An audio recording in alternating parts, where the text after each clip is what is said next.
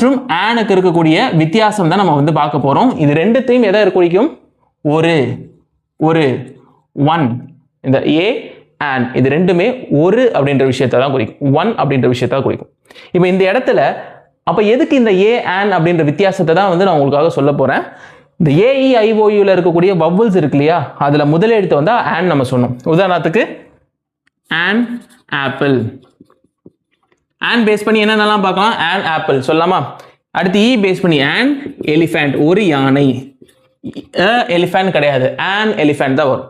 அடுத்து and ice cream, ஒரு ஐஸ்கிரீம்னா and ஐஸ்கிரீம்னு போடலாம். அடுத்து ஓ அண்ட் ஆரஞ்ச், ஒரு ஆரஞ்ச், அண்ட் ஆரஞ்ச். அடுத்து அண்ட் அம்ப்ரெல்லா, ஒரு அம்ப்ரெல்லா. அம்ப்ரெல்லான்னு என்னது? கொடை, ஒரு கொடை. இந்த மாதிரி அண்ட் பேஸ் பண்ணி இதெல்லாம் வந்து நம்ம போடலாம். அப்போ பேஸ் பண்ணி என்ன போடலாம் அப்படின்னு பார்த்தீங்கன்னா, எந்த ஒரு விஷயம்